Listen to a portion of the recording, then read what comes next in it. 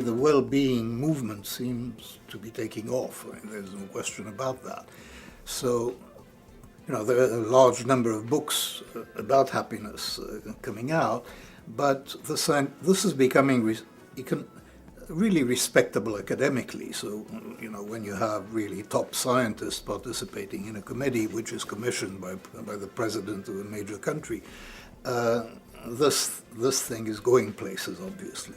So the idea, I think, is clearly not to replace GDP, but it's to provide additional statistics. And I'm not sure that the main value is going to be to provide overall national statistics. I think the value is going to be to focus on particular group, what is happening to particular groups, and to look at particular interventions, or at social changes that occur spontaneously and what are their effect on the well-being of populations. What is going to happen is you want to broaden the kind of advice that leaders get. Now, at the moment, if you look at the facts of life, the gatekeepers who translate economic data for purposes of policy are all economists. So one of the most important facts of what is happening today is that economists are becoming interested in well-being. So that if that commission that Sarkozy got together had been headed by two famous sociologists, nobody would pay attention to it. It was, headed by two very well-known economists, and that attracts attention. What we now have, speaking as a student of well-being, what Gallup has provided is the thing that comes to mind is Galileo's telescope. I mean, it's the invention of the microscope, that all of a sudden things become visible simply because of the huge sample sizes and the very professional way in which the poll is conducted. Things become possible to observe that were simply not possible before. So there is an explosion of knowledge. My sense is that when the history of well-being research is done, it's going to be pre-World Poll, post-World Poll. I mean, it's that to that extent, I think. There has been, in general, historically, there's been a focus on the evaluative measures. Life satisfaction, the ladder of life, how happy are you in general these days? I mean, those questions, which I call questions that are addressed to the remembering self or the evaluative self, when you think about your life.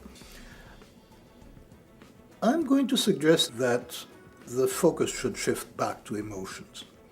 And the reason is that what is happening to life evaluation is actually very predictable. So we understand this.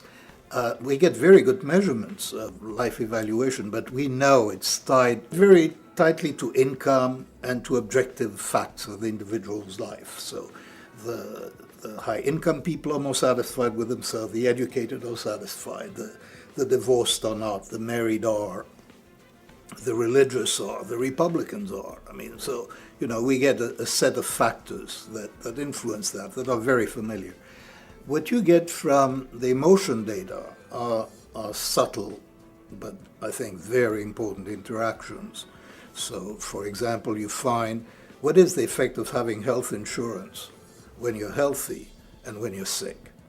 And then you can look at what it does to stress, to worry, just to the quality of people's life, and you get an enormous effect of health insurance, which is not the case for healthy people. It's a small effect. It's there. Right. I mean, people are less worried and less stressed if they have health insurance than if they don't. That explodes when they're sick. You get big effects of loneliness, which could be a target for social policies of different kinds. So what the focus, I think, that thinking about emotions very naturally suggests the focus on misery. So it's not so much making people happier, it's that you can look in detail at what makes people miserable